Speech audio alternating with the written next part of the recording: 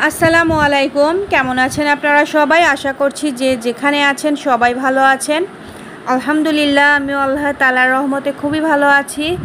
তো এই তো চলে আসলাম ছোট্ট আরেকটি রান্নার ব্লগ ভিডিও নিয়ে। আশা করছি আমার এই ভিডিওটি ভালো লাগবে। যদি ভালো লেগে থাকে অবশ্যই লাইক কমেন্ট শেয়ার করে পাশে থাকবেন। আর আপনাদেরকে একটা ছোট্ট রিকোয়েস্ট, সেটা হলো অন্ততপক্ষে পুরো ভিডিওটা দেখে তারপরে আপনারা কমেন্ট করবেন। তাহলে এতে করে আপনার পেজেরও জন্য ভালো হবে, আমার পেজের জন্য ভালো হবে। তো আজকে আমি রান্না করব আলু বেগুনের ঝোল, রুই মাছ দিয়ে আলু বেগুনের ঝোল রান্না করব। আসলে আজকে কপালটা খুবই খারাপ, রান্না করতে গিয়ে দেখি জিরার গুঁড়া শেষ। তো এখন এই মুহূর্তে জিরা গুঁড়া করাটা ইম্পসিবল হয়ে গেছে, কারণ কারেন্ট নাই। আর গত 2-3 দিন যাবৎ গরম যেমন পড়ছে, কারেন্টও তেমন বিরক্ত করতেছে। তো কি আর করা, এই যে এখন একটু অল্প করে বেটে নিলাম।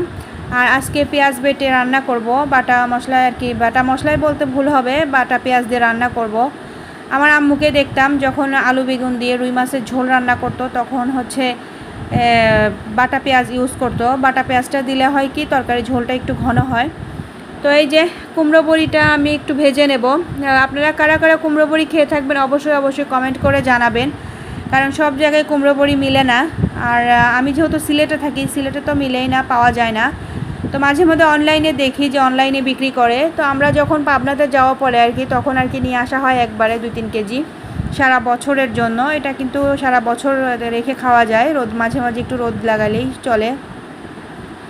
তো আমার কুমড়া বড়িটা ভাজা হয়ে গিয়েছে, আর এখন আমি মাছটা ভেজে নিচ্ছি। আজকে হচ্ছে অলসতা করে ফ্রাই প্যানে মাছটা দেই নাই, তো আমারও মাছটা ভাজতে খুব কষ্ট হয়েছে। এটা তো এমনিতে একটু চিপা চাপা, তার উপরে হচ্ছে মাছটা উল্টাইতে পারতেছিলাম না সহজে। একটু ভয়ে ছিলাম যে মাছটা না জানি ভেঙে যায়। তো অবশেষে আমার মাছটা ভাজা কমপ্লিট হয়েছে। আর এখন এর ভিতরে আমি এই যে পেঁয়াজ আর জিরার গুঁড়া বাটাটা দিয়ে দেব, দিয়ে একটু নাড়াচাড়া করে নেব যাতে পেঁয়াজের কাঁচা গন্ধটা চলে যায়। তারপরে আমি সব মশলাগুলো একটা একটা করে দিয়ে দেব।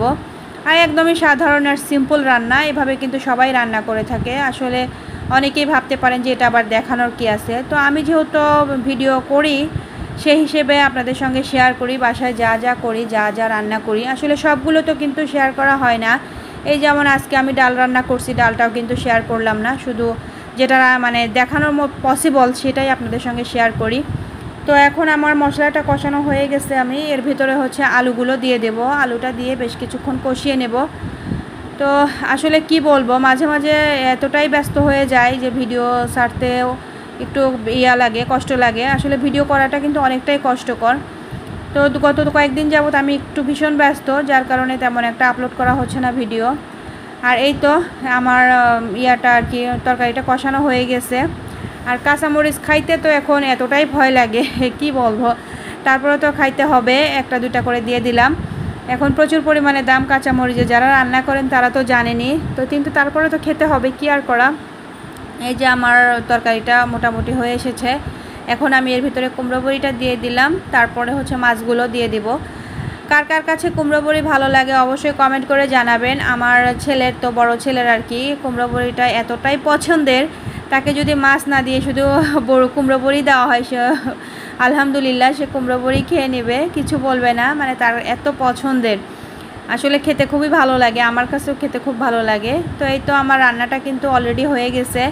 আমি কিন্তু মানে অফ ক্যামেরায় আর কি হচ্ছে লবণটা চেক করে নিছি, সব কিছু একদম পারফেক্ট। আর এই যে আজকে আরেকটা জিনিস আপনাদের সঙ্গে শেয়ার করব, সেটা হচ্ছে শুটকি ভর্তা, চাপা শুটকি ভর্তা, অনেকে হিদলও বলে থাকে।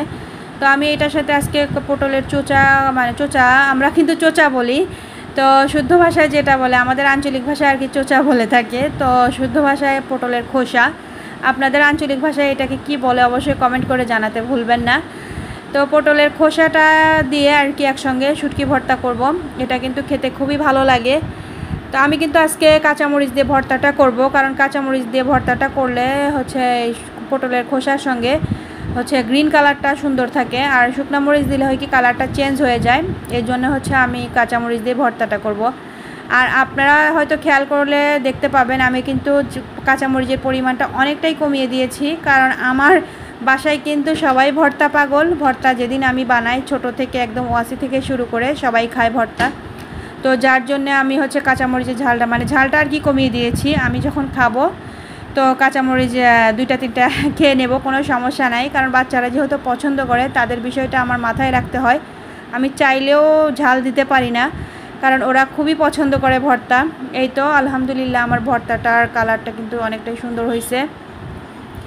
তো এখন আমি হচ্ছে খাওয়া দাওয়া করব। তো এই তো আজকে রুই মাছ যেটা রান্না করছি সেটা, আর যে ভর্তাটা, কিন্তু আমি যখন এটা খাবারটা রেডি করতেছি অলরেডি কিন্তু সে বাচ্চাদের খাওয়া শেষ, তারা কিন্তু অলরেডি ভর্তা খেয়ে ফেলছে। মায়ের সাথে খেয়ে বলতেছে আম্মু অনেক মজা হয়েছে।